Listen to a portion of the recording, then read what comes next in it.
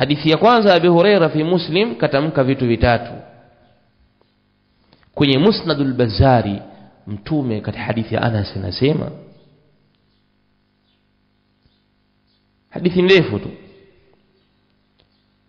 anasema mtume sallallahu alayhi wasallam, sab'atun yajri lil'abdi ajruhunna fi qabrihi ba'da mautihi, mambo saba ujira wake unatembea kwa mwanadamu, unafika kwa mwanadamu. Mambo saba yanamfikia mwanadamu ujira wake akiwa kaburini baada ya kufa. Sab'atun yajri lil'abdi ajruhun wa huwa fi qabrihi ba'da mautihi, kuna mambo saba wewe ujira wake unayapata na tumekuweka kaburini, watu wamekufukia kwa kitita kikubwa cha mchanga, lakini ujira wa hayo mambo saba unayapata na ukiwa kaburini. Sasa haya ndiyo mambo ambayo wanaweza wakayafanya familia, ahluk, kama wanaufahamu mzuri wayafanye haya. Kama ilikuwa hujayafanya basi wayafanye, kwa sababu ujira wake unakufikia wewe ulipokuwa huko huko kaburini. Jambo la kwanza mtume akasema, man 'allama ilman, yoyote atakayefundisha elimu, kuwafundisha watu ilmu, kuwafundisha watu qaida nurania, wakaisoma mtu akahifadhi au akaielewa akafahamu usomaji wa Qur'an, ukaondoka kwenye hii dunia, mwalimu fulani alinisomesha mi qaida nurania, nimeweza kusoma maneno ya Allah. Mwalimu yule ameondoka, wewe ukamfundisha mwingine, wewe ukamfundisha mwingine. Kwenye kila ujira unaoupata kwenye kuwasomesha watu Qur'an, kuna qistun, kuna fungu la mwalimu aliyokusomesha. Na ndio maana wanasema kada almuallimu an yakuna nabiyan. Waarabu wanasema hivyo, amekaribia mwalimu kuwa ni nabii, amekaribia, kwa namna ambavyo ujira unavyomuendea kwa elimu aliyoitawanya. Na kwenye hicho kipengele, kwa umuhimu wa kadhia ya kufa na kutafuta ujira, yoyote mwenye kitu anachokijua ajitahidi kumwelekeza mwenzake. Yazidu bikathrati al-infaqi minhu wa yanqusu in bihi kaffan shadatta. Elimu inazidi kwa kuitoa na inapungua unavyojibana, unavyojificha, elimu inapungua. Kwa hiyo ukijitahidi kumfundisha mtu jambo lako, ulikuwa darasani yeye hakuwepo, msomeshe, mwambie njoo nikusomeshe, mimi jambo nimelielewa, muelekeze. Akilijua hilo akaenda akamsomesha mwingine au akalifanyia kazi, umekufa, ujira unaupata. Kwa hiyo kwenye hili neno tu peke yake, mtu asiwe mbakhili kwenye elimu. Muda wa kuwa waweza kulifafanua, kumwelekeza mwenzako dogo tu, na simuelekeze mwenzako. Jambo la kwanza, man 'allama ilman, mwenye kufundisha elimu ya kisheria akawafundisha watu, basi ajue ujira wake unaendelea. Jambo la pili mtume akasema, au ajra nahran, au mtu akapitisha mto, maji yalikuwa yapo kwake kwa asilimia kubwa kwenye shamba lake, akaamua na awafaidishe na wengine, akakubali kwake papite maji kwa ajili ya wengine, mashamba ya wengine nayo yafaidike kwa hayo maji. Au alikuwa na kisima chake na chochote kile, akaamua haya maji pia na wengine nao wafaidike nayo kwenye mashamba huko, ana chemchemi yake pale, akaitawanya kwa wengine. Au ajra nahran, au akapitisha mto, maana yake alikuwa na maji yamejituama mahala pake, akajitahidi na wengine nao pia wafaidike nayo. Akatafuta mbinu kwamba watu wote hawa, hii mifereji nao pia iwafikie maji, basi watu wakiendelea kunufaika na hayo maji, ujira wake unampata huko huko aliko. 2. 3, au hafara bi'ran, au mtu aliyechimba kisima, kachimba zake kisima chake pale, fatarakaha fi sabilillah. Mnawaona hao Waarabu wanatoka michi mbalimbali wanagombania jambo la uchimbaji wa kisima, sio wajinga.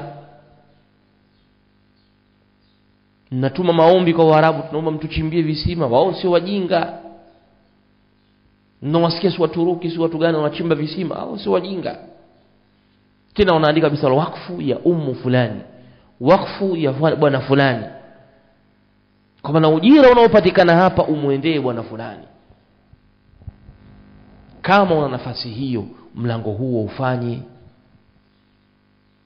Kama una nafasi hiyo, wachimbie watu kisima. Tawakkali kwa Allah, tengeneza mazingira madhubuti. Maana sisi wengine ustaarabu kwetu ni mdogo sana. Tengeneza mazingira madhubuti ili ujira ule udumu miaka na miaka. Au hafara bi'ran, au mtu kachimba kisima. Yawezekana uchimbaji wa kisasa watu wengi hatuna, lakini uchimbaji wa kawaida pia unawezekana. Kijijini kwetu huko unaweza kaamua tu watu wachimbe kisima na chota basi. Na ukikumbuka kwenye hicho kipengele utakuja kuona kuna visima vipo makwetu huko, watu wanachota maji tokea upo mdogo mpaka leo. Na alikichimbaga tu mzee fulani cha kilokoloko fulani, katiatia simenti pale, watu wanaingia na vikopo vyao, wanarusha, wanavuta na maji na kamba, na familia zinakula, familia zinaoga. Miaka ukiwa mdogo mpaka leo nakumbuka hicho kisima kipo. Ule ni ujira wa mtu. Kama aliukusudia umuendee mayit, unamuendea miaka hiyo mpaka leo. Maji tu haya, jifikirie maji tu yanawafaidisha watu walio makaburini. Kwa hiyo hata kule nyumbani vijijini una uwezo wa kuchimba kisima cha 70,000, 100,000, 200,000. Chimba, kiache kwa ajili ya Allah subhanahu wa ta'ala. Waambie watu wachote bure, huhitaji hata shilingi 10 ya mtu. Au hafara bi'ra. Jambo la 4, Mtume sallallahu alaihi wasallam akasema au gharasa nakhlan, au mtu ambaye aliyepanda mtende. Gharasa nakhla, Mtume katamka mtende kwa sababu Waarabu kwa asilimia kubwa ni mitende, na ndiyo kwenye ardhi yao inakubali kwa kiasi kikubwa. Akaupanda mtende, wakanufaika watu na zile tende. Kwa maana akapanda mti ambao utazalisha matunda, yale matunda watakuja kunufaika nayo watu wengine. Kwa hiyo utaona hapa yataingia miti ya mitunda mingi sana. Katika watakao faidika nao ni ndege. Na Mtume sallallahu alaihi wasallam anatueleza ya kwamba mlo wa ndege kwenye mti wako, ndege anapokuja kwenye mazao yako akala, fahia sadaqatun, hiyo ni sadaka ambayo mtu anaitoa. Kwa hiyo kuna mitende, kuna mizabibu, sijui kuna miembe, kuna machungwa, kuna miti gani, kila mtu unaojua unaozalisha matunda. Upande kwako wewe unapoona kwamba hii nafasi hii sina plani nayo yoyote, weka mti pale kwako. Una uwezo huo, weka mti huo. Watoto wa shule wanatoka shule wanaparua maembe, hao wanaondoka zao. Wamekuta machungwa wamepurua, hao wanaondoka zao. Wewe unawaambia tu msizani mnanikomoa, bali mwaniongezea faida mbele ya Allah subhanahu wa ta'ala. Nikifa naendelea kupata faida. Au gharasa nakhla, au mtu aliyepanda mtende, kwa maana umepanda mti wa matunda sawa sawa unapokaa au nyumbani kwenu huko likotoka. Jambo la 5, Mtume sallallahu alaihi wasallam akasema au bana masjidan, au mtu akajenga msikiti. Bana masjidan, na wasikia Waarabu sana wajenga msikiti, sijui huu msikiti huu ni wakfu ya fulani, msikiti huu sijui ni nini, tabarru ya mzee fulani. Mnawaomba na kujengeni msikiti. Mbona kujengeni msikiti mingi sana? Sio bure. Haya ni matamaduni ambayo sisi hatuna tu kwa sababu ya njaa na umaskini wetu. Lakini naamini sisi tunaomiliki milioni 5, 4, 6 vijijini kwetu, sisi tunao uwezo wa kujenga msikiti wa milioni 1 wa matope tu kawaida, imara tu mzuri, tofali za matope zile, wajengee watu. Acha jamani, kwa kuwa msikiti ni mji wetu hapa hamuna msikiti, haya msikiti huu hapo wajengee watu. Usimamie kidogo kidogo unavyoweza, basi watu wakawa na swali mle ndani. dhuhuri na swali ya alasiri, Allah akakuchukua, ule ujira ule unakufuata. Hebu chukulia mfano msikiti ule ukaendelea mpaka ukawa ni msikiti mkubwa, panasimamishwa Ijumaa, wanatoka watu min aqtari al-ardhi, huko miji mbalimbali wanakuja kuswali pale. Wewe unadhani unapata thawabu ngapi kaburini kwako? Bila shaka ni thawabu nyingi sana unazipata. Hizi neema ambazo mtu zinamfaidisha baada ya kufa kwake. Jambo la 6 Mtume akataja, au waratha mushafan, au mtu ambaye amerithisha na kumpa mtu msahafu. Wallahi kuna vitu unavisoma unaviona kwenye maisha yapo. Vitu hivi kwenye maisha yapo vipo. Katika zawadi ambazo tunazikumbuka kwenye maisha yetu sisi wengine na miaka yetu sisi, zawadi kubwa sana wazee walikuwa naipenda ni kukupa msahafu. Zawadi kubwa sana. Babu yako anakupa msahafu. Msahafu aliuhifadhi siku nyingi sana. Anakamwambia, mwanangu, hii ndo zawadi yangu nakupa. Bali hata hao Waarabu nao wana kawaida hiyo. Ukiishi nao mara nyingi sana unasikia katika zawadi mtu anakupa msahafu. Sio pesa, anakupa tu msahafu. Au wale watu wa kheri mbalimbali, unasikia mtu anakupa msahafu. Na wewe kwa hakika unaenda unautunza, unauhifadhi. Kile jambo lile la kumrithisha mtu msahafu, la kumpa mtu msahafu, akaenda akafunua, akasoma idha samaa'u inshaqati, akafunua akasoma Bakara, ule ujira unaopata pale kwenye kila harfu, basi aliyekupa huo msahafu naye ana sehemu ya fungu. Sidhani kama sisi tunashinda kupeana misahafu, sidhani. Ile pale misahafu imekuja. Sio ni Waarabu wao, wala sio Waswahili. Ametoka alikotoka, ana misahafu yake 200, kaikusudia Imam Malik kaileta hapo. Sisi tunaisoma misahafu. Huo ni mfano tu wazi. Tunasoma sisi, unaingia unachukua msahafu unasoma. Na sisi ambao si wastaarabu chana basi. Au waratha mushafan, au akarifisha msahafu. Amali ya kwanza unaiona ya wazi unaiona ile pale. Sio ya kutafuta, unaiona ile pale. Unaposoma yeye mwenzako huko ana sehemu la fungu. Kama aligawa kwa ajili ya baba yake au mama yake au mtoto wake, basi thawabu zinamfikia. Na jambo la 7 na la mwisho, Mtume sallallahu alayhi wasallam akasema, au taraka waladan yastaghfiru lahu ba'da mauti, au akamwacha mtoto ambaye anamuombea msamaha baada ya kufa kwake. Akamwacha mtoto wa kiume au wa kike, mtoto yule akawa anamuombea msamaha baba yake, mama yake baada ya kufa kwake, anakuombea tu msamaha.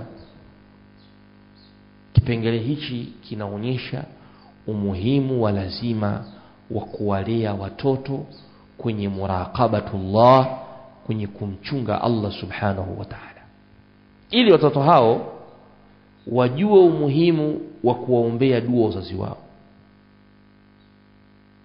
Kama hautolea hilo, ukajifanya wewe ni bize na kutafuta maisha, wewe ni bize wa kupambana kutafuta ujenge sijui nini, ununue sijui nini, wale watoto wakakuwa, ukawapeleka na kuwapeleka wakaenda masenti nini, ukawapeleka mashule na kuwapeleka, ihtimamu kalidin, ihtimamu yako kwenye dini ikawa ni ndogo sana, wale watoto watakuwa na malezi na makuzi hayo walioyaingilia.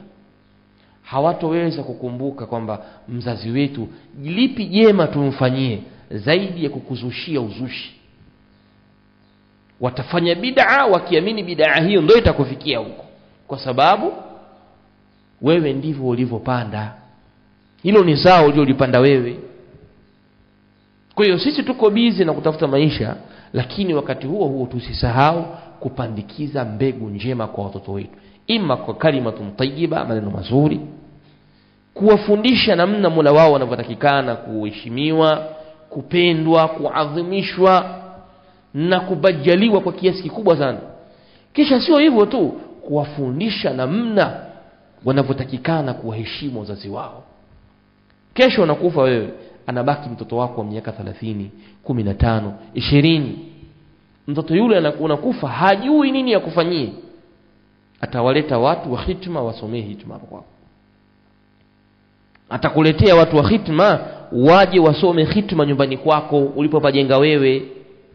Kwa hiyo maana yake anakuletea bid'a huko huko kaburini mwako. Kwa hiyo unaweza kusema kwamba maiti pia anaweza akaletewa bid'a. Naam, ndo hizi. Haya mambo 7 ni katika mambo ambayo yanawahusu familia iliyorudi. Ikiwa muhusika mwenyewe hakuyafanya haya, basi sisi tuliorudi sisi tuchague moja katika haya, tuyatolee au tuyawekee nia njema ya kumwelekea maiti wetu. Mambo 7. Hadithi ya Abu Huraira fi Muslim katamka mambo 3. Haya hapa katamka mambo 7 Mtume, hadithi ya Anas fi Musnad al-Bazzar, kuonyesha ya kwamba sisi tuna neema ya huu Uislamu ambao unatunufaisha tukiwa hai, na Uislamu huu unatuonesha manufaa ya baada ya kufa kwetu. Umekufa wewe, lakini haya yote yanakujia kama umeyatenda kwa ajili ya Allah subhanahu wa ta'ala. Kwa ndugu zangu, mimi nahimiza tu ya kwamba akthiru min dhikra hadimil ladhat, tukithirisheni kukumbuka chenye kukata ladha ya maisha, kinakuja ghafla, na tujitahidini kwa kiasi kikubwa sana kutengeneza mazingira ambayo tumekufa lakini kuna mifereji tumeiweka inaendelea kutumwagia maji ya thawabu. Tuna umri huu mdogo, tuna umri mkubwa. Kila kitu unachokiangalia katika maisha yako unachokizunguruka, kiangalie, hichi mimi nikipambana nacho hichi kitaninufaisha baada ya kufa. Hichi nikijitahidi nacho hichi kitaninufaisha baada ya kufa. Au sijafanya chochote, hebu nianze. Watu wa vijijini kwetu, nyumbani ulikotoka, unaona kabisa mazingira, watu hawana msikiti, watu hawana misahafu, watu hawana visima vya maji, na maisha yao ya maji ni dhiki. Lakini ukiulizia tu gharama ya kuchimba kisima wapata kama 200,000 tu. Tena nakiwekea vizuri kabisa, simenti sio manini, vizuri tu, watu wanapata huduma pale. Fanya kheri hiyo. Nyumbani 200,000 unashindwa kutoa mjini, unaitafuta kila siku. Toa 200,000 peleka nyumbani. Kile kisima kitakaa miaka na miaka. Mimi nawaambieni, kama kuna mtu anakumbukumbu hiyo, kuna visima viko makwetu huko tulikotoka, mpaka leo navikumbuka hivyo visima. Kile kisima kipo, na kuna wakati wa dhiki tulikwenda kwa tunachota maji pale, watu wamepanga foleni ya mandoo wanachota maji bure. Na ni kisima cha mzee fulani. Wengine wanatoa labda hela 10, 20 miaka hiyo. Hiyo kheri kwa nini usikimbilie? Ya 200,000 itakupunguzia nini kwenye mali ulizonazo wewe? Nimalize kwa kusema al-kaisu man dana nafsahu wa amila lima ba'da al-maut. Mwenye akili ni yule ambaye anayejutisha nafsi yake kisha anatenda matendo ya baada ya mauti. Sikiliza maneno haya. Al-kaisu man dana nafsa. Mwenye akili ni yule mwenye kuijutisha nafsi yake. Anaitia nafsi yake kila saa majuto, kwa nini sijafanya? Kwa nini sijafanya? Kwa nini sijafanya? Hiyo ndio mwenye akili. Na anaihesabu mara kwa mara nafsi yake. Kisha wa'amila lima ba'da al-maut. Na akatenda matendo yatakayokuja kumnufaisha baada ya kufa. Huyo ndo mwenye akili. Huyo ndo mwenye akili. Wa'amila lima ba'da al-maut. Na akatenda matendo yatakayokuja kumnufaisha baada ya kufa. Tumuomba Allah subhanahu wa ta'ala kupitia majina yake na sifa zake an yaghfira lana dhunubana, tusamehe madhambi yetu, na tujalie minal muta'abirin, katika wale wenye kuzingatia, na ni katika wale ambao idha qila lahum, watakapokuwa ambiwa na ambiwa mambo, basi wayafanye lile ambalo wayafanye yale ambayo ni mazuri. Tumuomba Allah awasamehe wazazi wetu, ndugu zetu, wazazi wetu, na wale wote waislamu waliotangulia kwenye haki, na wale wote ambao ni katika ndugu zetu na jamaa kwa ujumla. Allah wasamehe huko waliko, na aturuzuku sisi mwisho uliokuwa mwema.